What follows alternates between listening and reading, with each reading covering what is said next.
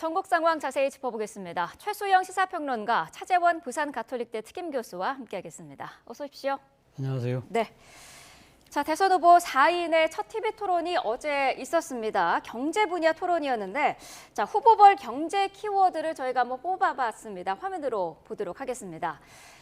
이재명 후보는 유능한 일꾼, 김문수 후보는 일자리 대통령, 이준석 후보는 이공계 리더십, 권영국 후보는 불평등 해소, 이렇게 키워드로 나와 있는데요. 자, 전반적으로 어떻게 보셨습니까? 네, 사실 어제 이제 많은 기대를 모았던 토론회였는데 네. 초반에는 이제 뭔가 이제 정치적인 이슈로 약간 흐를 뻔하다가 결국 이제 다시 이제 경제로 귀착을 했는데 네.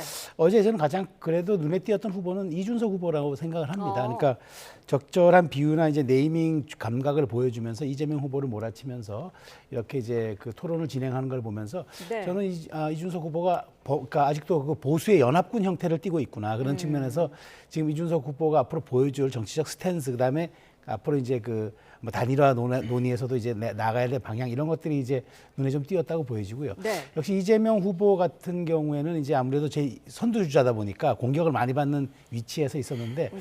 뭐 복싱으로 치면 아웃복싱이라 해나가 치고 빠지는 그런 전법을 보여줬는데 그럼에도 불구하고 뭔가 그런 대세론을 유지하는 후보의 안정감이라든가 그다음에 그런 비전에 대해서는 어떤 자신에 대한 통찰력 그다음에 신념 이런 것들이 조금 뭐랄까 그것이 좀 그 탄탄하지 못한 그런 점들을 좀 보여준 것 같아서 약간 좀 우려감이 좀 들었다는 생각이 들고 그다음에 김문수 후보 같은 경우에는 준비를 좀 하긴 했는데 그 이재명 후보에게 좀 말하자면은 좀 아주 가장 취약한 부분, 날카로운 부분 이런 부분들을 좀 꼬집었어야 하는데 커피 120원 논란 외에는 별로 이제 이렇게 이재명 후보를 몰아치는 그 부분들이 좀 부족해 보여서 네. 다음 이제 2차, 3차 토론에서는 어떻게 보일지 한번 좀 기대가 됩니다. 네. 이준석 후보에게 높은 점수를 주셨는데 교수님은 어떻게 평가하세요? 각자 자기 색깔을 보여준 한 판이 아니었나 생각이 듭니다. 지금 이재명 후보를 딱 집어서 이야기하면 한마디의 키워드는 안정성과 여유, 거기다가 겸손 모두가 아니었나 생각이 듭니다.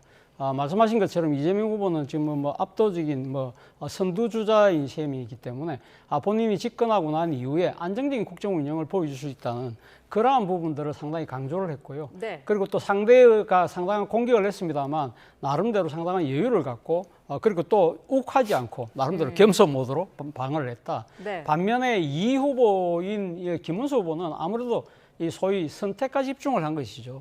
거의 질문을 이재명 후보에게 맞췄거든요. 그리고 상당히 이재명 후보의 껄끄러운 점들을 강하게 질문을 했고 다른 후보에게 질문하는 경우도 이게 다른 후보를 통해서 사실상은 이재명 후보를 겨냥하는 그런 모습을 보였다. 그리고 네. 이준석 후보 같은 경우는 아무래도 디테일과 검증, 본인 스스로가 이공계 출신이라는 부분을 이야기했는데 상당히 이 객관적인 수치들을 갖고 구체적으로 그러니까 이재명 후보의 여러 가지 공약들의 흡우성을 네. 집중적으로 공략하는 모습이 상당히 좀 인상적이었다는 생각이 들고 그리고 이 민주노동당의 권영국 후보는 말 그대로 정체성이 아닐까라는 생각이 듭니다. 네. 맨 처음 모두에 뭐라고 이야기했냐면 모두 다 성장만 이야기하고 가장 중요한 이슈 불평등이 빠졌다. 그리고 또 이 김문수 후보에 대한 첫 번째 질문이 당신은 도대체 이 계엄 정권의 국무위원으로서 후보 자격이 있느냐 이런 부분들은 민주노동당이 왜 이번 선거에 나왔는지를 정말 한마디로 보여준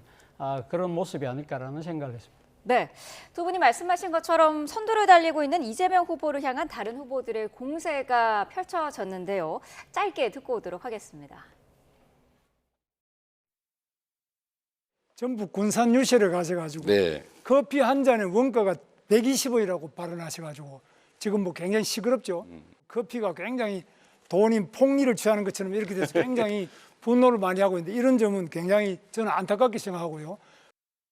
이 말에는 맥락이라는 게 있죠. 그러니까 원료값이 이 정도 드니까 가게를 바꿔서 지원해 줄 때니 새로 만들어서 닭죽을 파는 것보다는 더 나은 환경에서 더 나은 영업을 하도록 지원해 주겠다 이 말을 한 건데 그 말을 떼내 가지고 그렇게 왜곡하시면 아니, 그 말.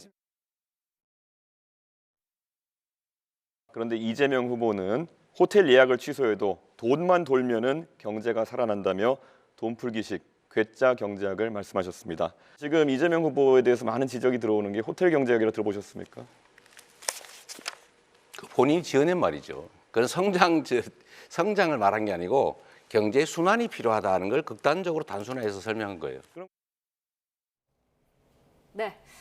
커피 원가 120원 발언 그리고 호텔 경제학 이런 단어까지 등장을 했는데 일단 이재명 후보는 좀 여유 있게 반박을 좀 한 것 같아요. 여유 있게 반박을 했지만 결국 저는 이준석 후보가 지적한 게 맞아요. 뭐냐면 이재명 후보는 이렇게 해주겠다 저렇게 해주겠다 어떻게 해주겠다는 얘기는 많은데 어떻게 하겠다는 게 빠져 있는 거죠. 그러니까 네. 그 얘기를 물으면은 이런 방식도 있고 저런 방식도 있다. 이렇게 얘기하니까 지도자라는 지도자를 하고 국가 최고 지도자를 하겠다는 분이 여러 가지 다양한 방편을 제시하는 건 좋지만 어떻게 방안, 그러니까 거기에 대한 어떻게 원천적으로 내가 할 수 있는 근거를 제시하는 건 더 중요한 일이거든요. 그런데 그 부분에 대해서는 극단적이다, 편협하다, 이런 식으로 나를 몰아세운다, 왜곡한다 이렇게 얘기하면 저는 사실 그 부분이야말로 토론이 안 되는 건데 그런 점에서 제가 이준석 후보가 잘 짚었다. 그러니까 이준석 후보가 맥락을 모르는 게 아니라 그 이재명 후보가 모든 사람에게 좋게 설명하려는 의도는 알겠는데 그러면 구체적으로 이게 무엇인가라고 얘기를 하는 부분들은 저는 굉장히 그 말하자면 필요한 부분이라고 보고요. 네. 그럼 이재명 후보의 그 저는 커피 120원 발언, 원가 120원 발언에서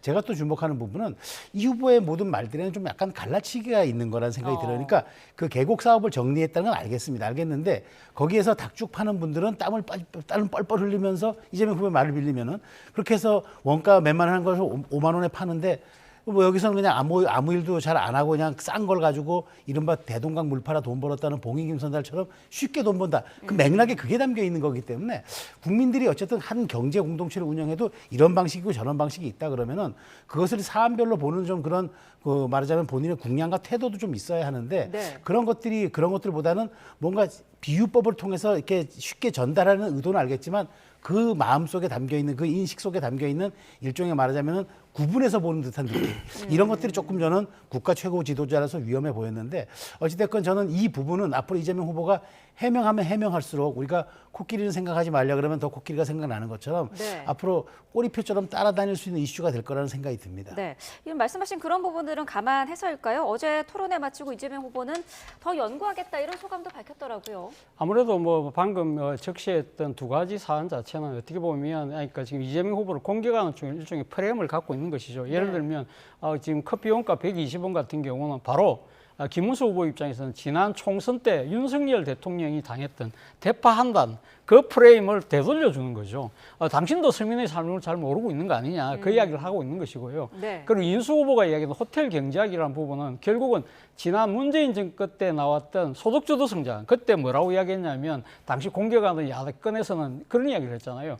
마차가 말을 끄는 형태라는 식으로 이야기를 했거든요. 그만큼 말이 안 되고 시장 경제에 기반한 것이 아니라 이념에 기반한 일종의 퍼주기라는 식의 이야기였는데 네. 그 똑같은 프레임을 이번에 또 적용을 한 셈이거든요. 그렇기 때문에 일단 이재명 후보 입장에서는 일종의 프레임을 갖고 자신을 공격한다고 생각하기 때문에 나름대로 방어를 좀 뭐랄까요, 약간은 조금 감성적으로 대응하는 측면이 분명히 있었기 때문에 네. 본인 입장에서 이런 부분들에 대해서는 좀 진지한 듯 토론이 필요하다 그런 이야기를 한 것이 아닐까라는 생각이 듭니다. 네, 다음 토론회는 오는 금요일입니다. 사회 분야로 주제가 잡혀 있는데 금요일에는 어떤 키워드들이 올라올까요? 저는 사회 분야이기도 하고 가장 중요한 지금 사법부 흔들기 이 부분이 아마 김문수 후보의 주요 공약 포인트가 아닌가 싶어요. 그러니까 네. 이게 사회 분야에는 또 우리가 법적인 것도 들어갈 수 있기 때문에 네. 여러 가지 물론 우리가 뭐 이번에 뭐 다뤘던 사회 불평등이라든가 여러 가지 인구 감소라든가 국가적인 어떤 그런 뭐 저출산 문제 이런 것도 사회 이슈도 있겠지만 네. 더 중요한 건 우리가 상권 분립에서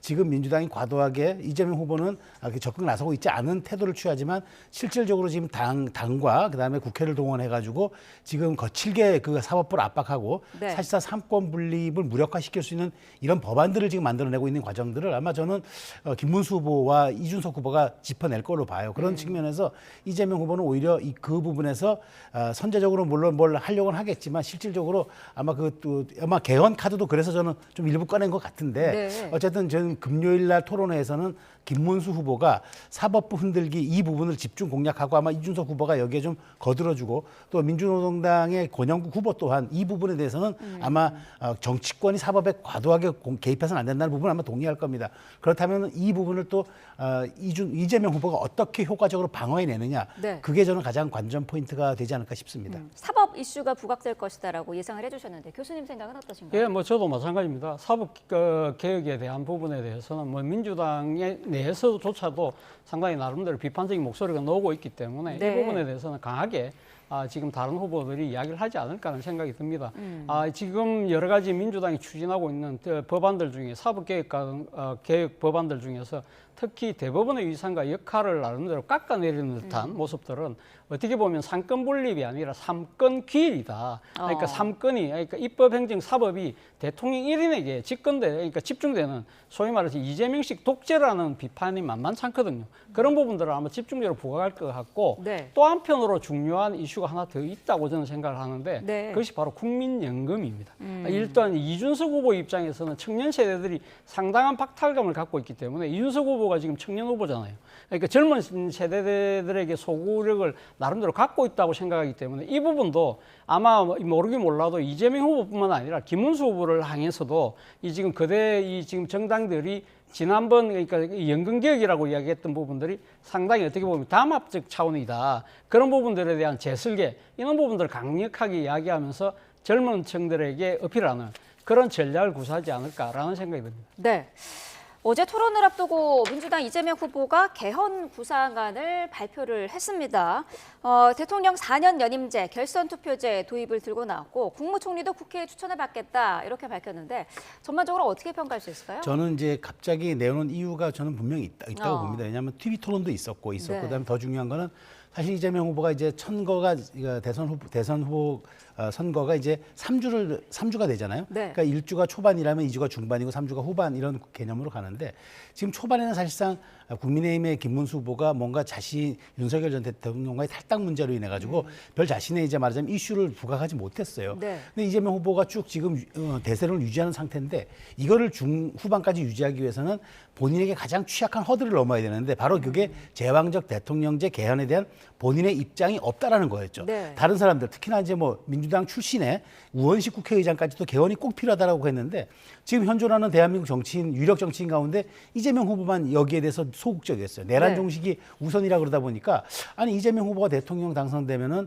이렇게 지금 차 교수님 말씀하신 것처럼 삼권 귀일 말 그대로 사법부까지 장악하는 정말 그야말로 패권적 지위의 대통령이 탄생하는 거 아니야? 이런 우려가 있었는데 이런 개헌을 통해서 나는 분산하겠습니다라고 아마 미리 사전 예방적 조치해서 허들을 제거하는 식의 이제 아마 정치 전략적 측면에서 나왔다고 봅니다. 네. 그런데 지금 내용을 좀 들여다보면 어쨌든 뭐 좀 자세한 내용을 얘기할 기회가 있겠지만 가장 큰 건 그래요.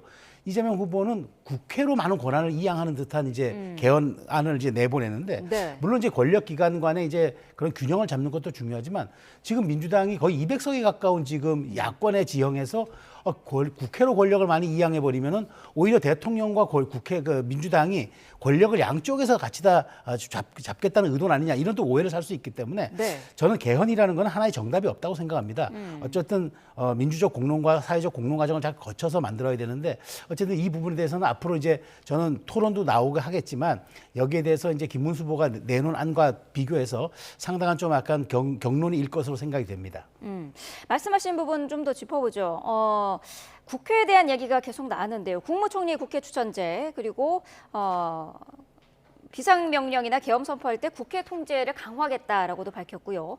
공수처장, 검찰총장, 경찰청장도 국회 임명 동의를 받겠다는 내용이 들어있거든요. 이 부분은 어떻게 해석하고 계세요? 사실 이번에 개헌에 대한 논의가 촉발된 것이 결국은 12.3 비상계엄 때의 대통령의 일방적인 비상대권 실현이었지 않습니까? 네. 그렇기 때문에 대통령의 권한을 어떤 식으로 나눠야 된다는 것이 하나의 공통분모였거든요. 네. 그렇다고 한다면 지금 이재명 대표와 민주당이 이야기하고 있는 대통령의 권한을 나눠서 그럼 대통령의 권한을 어디다 줍니까? 사법부에 줘야 됩니까? 그건 아니잖아요.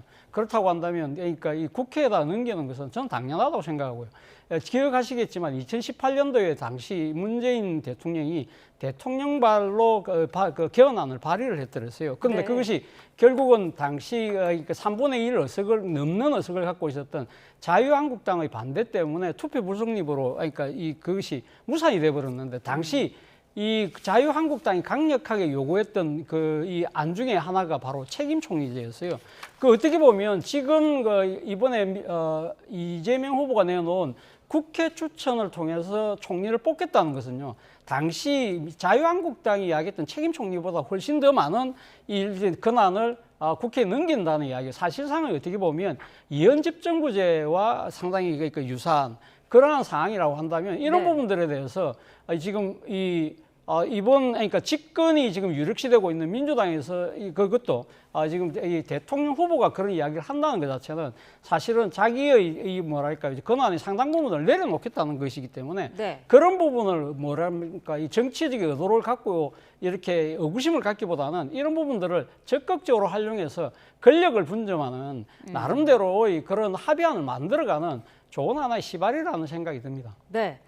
김문수 후보도 구체적인 개헌 구상을 밝혔습니다. 일단 본인의 임기는 3년만 하겠다. 그리고 그 이후에는 4년 중임제를 하겠다라고 했는데 그러면서 이 후보의 연임제를 비판했거든요. 네. 중임제와 연임제 어떤 게 다를 게 있을까요? 그러니까 중임제는 어떻게 하든 그 과정을 통틀어서 계속할 수 있다는 의미고 연임은 연속해서 할 수 있다는 의미인데 네. 지금 이게 사전적 의미와 정치적 의미가 좀 달라요. 그러니까 왜 그러냐면은 지금 그래서 이 논란들이 지난번 아까 말씀하신 이제 문재인 전 대통령 개헌 당시에도 연임과 중임을 놓고 정치적으로 민감하게 해석이 되니까 그래서 2018년 개헌한 당시에도 어떻게 했냐면은 4년으로 하되 연이어 선출되는 경우에만 한다라고 못을 박았어요. 그러니까 즉 4년 1차 연임 조항으로 못을 박은 거죠. 네. 그렇게 하니까 논란이 없었거든요. 그것도 이렇게 하면 됩니다. 그러니까 국민의힘이 우려하는 거는 임기 5년 이재명 후보가 다 마친 다음에 그다음에 그 개정된 헌법을 통해서 다시 나올 수 있는 그 고리를 열어놓는 것 아니냐라는 게 이제 의구심의 핵심인데 네. 저 그렇다고 한다면 이 부분은 여야가 합의해서 될 문제인데 저는 이재명 후보의 그 개헌 로드맵이 저는 자꾸 좀 의심이 가는 건 이겁니다. 그러니까 정말 의지가 있을까? 왜냐하면 이재명 후보는 임기 3년 차에 총선을 통해서 여기에 대해 국민의 의사를 묻겠다 했잖아요. 네. 대통령 임기 5년 단임자에서 3년 차면 골든타임입니다. 그러니까 그 모든 권력의 집중 시기를 본인이 다 누리고 난 다음에 그다음에 여야 합의를 통한 개헌해서 임기 말년 정도에 이것은 이제 총선에 국민투표 붙여가지고 한번 우리가 국민의 선택을 받아보겠다는 건데 네. 그렇다면 정말 이재명 후보가 누릴 3년의 그 정말 패권적 지위에 대해서는 아무도 제어할 수 없는 그런 상황이 되는 거라서 네. 저는 속도를 그러니까 그래서 이제 김문수 후보의 안이 조금 이제 돋보이는 거는 어쨌든 3년을 하고 나서 내려놓고 그다음에 다시 이제 국민의 선택을 받아보겠다는 거잖아요. 그리고 네. 이 당시에는 개헌 당시에는 지금 부칙 조항이 128조에 있거든요. 당시에 대통령 해당되지 않는다는데 이것도 또 개헌하면 될 일이거든요. 그러니까 여기에 대해서 많은 사람들이 이제 혹시 이제 이 개헌에 담긴 이재명 그 후보의 좀 다른 노림수가 있는 게 아니냐 이런 자꾸 의심을 갖게 되는데 네. 어쨌든 이 부분들은 저는 빠르게 좀 여야 그 공약 사항을 넘어서 네. 아예 후보 간 합의 사항으로 하는 것도 좀 필요하지 않을까 하는 그런 생각이 듭니다. 네. 실현 가능성이 있느냐, 당선 이후에 실현 의지가 있느냐 이 부분을 짚어주셨는데요. 일단 지금 이재명 후보가 지금 2028년 총선 때 개헌을 하겠다고 못을 박은 건 아니잖아요. 예를 들면 지금 당장 내년에 지금 지방선거가 열리잖아요. 그러니까 지방선거 때 그동안 이 지금 향후 1년 내에 개헌안에 대한 합의가 이루어진다고 한다면 일단 이 내년 지방선거의 개헌안을 통과시키겠다. 단 그것은 그러니까 적용은 차차기이기 때문에 네. 지금 이재명 후보의 말대로 한다면 2030년 지방선거 때 그러니까 대통령 선거하고 동시에 지방선거하고 맞물리겠다는 그런 것이기 때문에 네. 단순하게 지금 2028년 총선까지 무조건 미루겠다는 뜻은 아니라는 부분이 제가 말씀드리고 싶고요. 또 하나는 지금 이 3년 이 임기 단축이라는 부분은 사실 어떻게 보면 국민의힘의 입장에서는 지금 따라가는 입장이잖아요. 그렇기 때문에 자신들은 그러니까 이 김문수 후보는 나는 임기 2년을 단축해서 나는 상당한 결단을 보인다는 그런 의미를 그러니까 이미지를 부각시키는 것이고 그 반면에 이재명 후보는 5년을 다 하려고 하네 상당히 상대적인 탐욕 이런 것을 드러내기 위한 하나의 뭐 전략적인 그런 생각이라 드는데 일단 근데 그거보다 더 중요한 문제가요. 사실은 이거예요. 지금 국민의힘 발상대로 한다고 한다면 향후 그러면 국민의힘 방식대로 2028년 총선하고 맞춤이게 되면요. 앞으로 그럼 대선하고 총선이 같이 이루어지는 거예요. 네. 그렇게 된다고 한다면 4년 내에 그러니까 보통 보면 총선이든 그러니까 대선을 승리하는 쪽이 총선까지 다 같이 장악을 하기 때문에 행정과 입법을 다 같이 장악해버리는 상당히 막강한 권력을 휘두를 수밖에 없다는 거예요. 네. 그러나 반면에 지금 민주당에서 내놓은 것은 지방선거하고 맞추자는 거잖아요. 그러면 지방선거하고 대통령선거하고 난 2년 뒤에는 항상 총선이 있기 때문에 일종의 뭐랄까요 중간평가가 되기 때문에 네. 상당히 어떻게 보면 이 견제와 균형이 이루어질 수 있는 아주 중요한 차이가 있다는 거예요. 그렇기 때문에 단순하게 5년이나 3년이나 임기가 중요한 것이 아니라 과연 대통령 선거하고 국회의원 선거하고 맞물리게 만드느냐, 지방선거하고 맞물리게 만드느냐에 따라서 향후 권력 구조 자체가 일방적인 패권으로 갈 것이냐, 아니면 견제와 균형으로 갈 것이냐가 중요한 갈림길이 된다는 겁니다. 네. 자, 각 당의 분위기도 짚어보도록 하겠습니다. 김상욱 의원은 예상대로 민주당에 입당을 했습니다. 국민의힘은 정당으로서의 기능이 마비됐다, 야당으로서의 기능도 수행할 수 없다, 이렇게 맹비난하던데요. 어떻게 들으셨습니까? 그 맹비난했던 이제 결과가 민주당의 입당이라면 좀 제가 보기에는 아쉬운 감이 들죠. 최소한 뭐 탈당서에 그 잉크가 마르기도 전에 바로 대선 기간 안에 민주당에 입당하는 거는 본인의 정치적인 어떤 뭐 선택이라고는 할 수는 있지만 네. 너무 속보이는 행위가 아닌가 그런 생각이 들어요. 왜냐하면 본인이 몸담았던 정당에서 이런 탄핵으로 인한 보궐선거, 재선거가 치러지는데 재선 같은 형식이잖아요. 조기 대선이다 보니.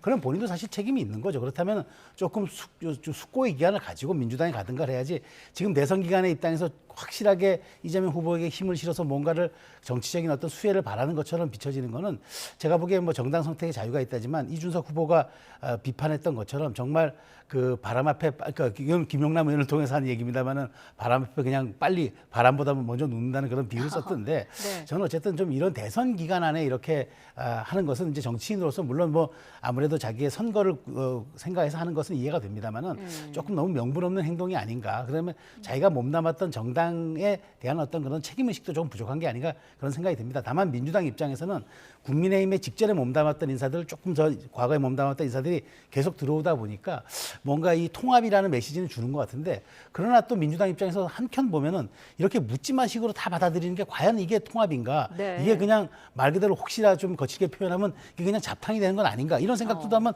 해볼 필요가 있을 것 같아요. 그래서 정말 묻지마식 통합이 이재명식의 어떤 대통합의 정신인지는 한번 되돌아보는 좀 계기도 됐으면 좋겠습니다. 네, 개혁신당을 탈당한 허은하 전 대표도 민주당 입당 가능성을 내비친 상태인데 지금 말씀하신 것처럼 뭐 개인의 정치적 기회로 활용하는 거 아니냐 이런 시각이 민주당 내부에서도 일각에서는 있는 것 같더라고요. 물론 그렇겠죠. 뭐 아마 민주당 쪽에서도 그런 생각을 할 거예요. 일종의 권력의 자기장이 상당히 강하게 영향을 미치고 있는 것이 아닐까라고 본다는 것이죠. 네. 사실 뭐 지금 집권 가능성이 가장 커지고 있는 상황이지 않습니까? 그렇기 때문에 민주당 쪽에 이렇게 그러니까 지금 그동안에 민주당과 개를 달리했던 정치인들이 들어오는 것 자체가 자신의 정치적 신념의 선택인 것이 아니라 일종의 상황의 유불리만 따져서 움직인다는 소위 말하는 철새 이론하고도 적용될 수 있는 것이죠. 네. 그런 측면에서 본다고 한다면 앞서 김상욱 의원도 사실 탈당을 해서 민주당하고 가는 부분에 대해서는 상당히 좀 비판을 받을 대목이 저는 분명히 있다고 생각해요. 본인 스스로가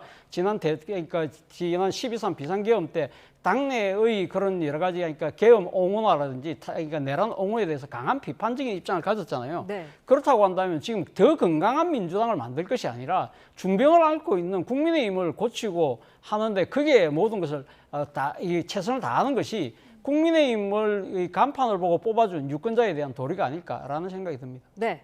국민의힘 상황을 보면은요, 윤석열 전 대통령이 지난 주말에 탈당을 했는데 그 이후로 지금 하나로 뭉치자는 분위기입니다. 나경원 의원도 국민 모두가 빅텐트다 언급을 했고 그동안 김문수 후보 유세에 지원을 나서지 않았던 한동훈 전 대표도 내일부터 유세를 시작하더라고요. 네, 그렇습니다. 내일은 부산에서 시작해서 충청을 거쳐 이제 강원으로 북상하는 이제 그 동선을 잡았는데 네. 저는 어쨌든 부산에서는 지난 그 박근혜 그다음에 문재인 그 대통령 선거 당시에 그 100만여 표 차가 났는데 그 당시 PK에서 100만여 표 차가 났거든요. 그래서 네. 아마 지금 근데 지금 PK가 흔들리고 있다는 얘기가 많이 나오잖아요. 네. 그래서 또 지난해 부산의 금정구청장 보궐선거 때 어렸던 상황에서 또 한동훈 전 대표가 승리를 이끌었던 기억도 있고 해서 아마 그렇게 시작을 해서 올라오지 않을까 그렇게 생각이 됩니다. 네. 이제 어쨌든 과거에 이제 왜 일각에서는 왜 한동훈 후보가 그 후보와 같이 그 전 후보가 왜 김문수 후보와 같이 유세하지 않느냐는 얘기도 있는데 지난 2007년 대선 때 그 당내 경선에서 패한 박근혜 후보가 이명박 후보 지원할 때도 다른 동선을 짰습니다. 네. 그렇지만 원팀으로 활동을 했습니다. 그러니까 꼭 뭐 후보랑 같이 활동하는 게 표의 확장성에 도움이 되느냐. 오히려 저는 한동훈 전 대표가 갖고 있던 대중성이라든가 그런 상징 자본을 잘 활용하는 본인의 캐릭터를 잘 살리는 쪽으로 돕는 것도 저는 나쁘지 않겠다는 생각이 들고요. 네. 아마 여러 가지 생각은 있겠죠. 대선 이후 펼쳐질 여러 가지 당권 지형도 염두에 둘 수가 있는 그런 상황들인데 어찌됐건 더 늦지 않게 선거 중반전에 유세에 뛰어들어서 이제 원팀 정신을 보인다는 거 굉장히 중요한 포인트고요. 어쨌든 지금 이제는 퍼즐이 하나 남았죠. 지금 하와이에 가 있는 홍준표 전 시장만 이제 네. 좀 동참해주면 국민의 입장에서는 완벽한 퍼즐이 맞춰지는 건데 글쎄 모르겠습니다. 어쨌든 그럼에도 불구하고 지금 이런 식의 지금 그 국민의힘이 그나마 단일 대우를 형성해가는 것은 김문수 후보에게는 굉장히 그나마 다행스러운 일이 아닌가 그런 생각이 듭니다. 네, 어쨌든 원팀으로 이제 뛰기 시작했는데 윤석열 전 대통령의 탈당이 이게 김문수 후보 지지율에 반전을 줄 것인가 이 부분이 관심이거든요. 어떻게 글쎄요, 생각하세요? 뭐 저는 뭐 조금 그러니까 지금 국민의힘의 그 기대는 크지만 현실적으로는 쉽지 않겠다는 생각을 합니다. 왜냐하면 윤석열 전 대통령을 탈당을 둘러싸고 상당히 지난 한 주간 내내 지금 그러니까 국민의힘이 완전히 그 늪 속에 빠져 있었잖아요. 네. 그런데 이것이 떠나는 모습 자체가 이 윤석열 전 대통령이 떠나면서 뭐라고 이야기했습니까? 사실 어떻게 보면 그 메시지 속에 담긴 것은 나는 사랑하기에 떠난다는 이야기거든요. 그런데 네. 국민들 입장에서는 두 사람이 완벽하게 지금 애정을 완전히 갈라놔야 된다는 그런 식의 담화한 모습을 보이라고 하는데 양쪽 다 그러지 못하고 있다. 뭔가 지금 그러니까 이 좀 미련과 그런 걸 갖고 있다. 그리고 사실 탈당이 늦어도 너무 늦었다. 그런 것도 있고요. 그리고 윤 전 대통령이 떠나자마자 윤 전 대통령을 윤버지라고 불렀던 그 딸이라고 할 수 있는 정치적 딸이라고 할 수 있는 김계리 변호사가 네. 바톤 타치하듯이 들어온다는 말입니다. 이런 부분들을 유권자들이 진정 이거 어떤 상황으로 이해를 할까 그런 생각이 들었습니다. 네, 알겠습니다. 자, 두 분 말씀 여기까지 듣겠습니다. 최소영 시사평론가, 차재원 부산가톨릭대 특임교수와 함께했습니다. 고맙습니다.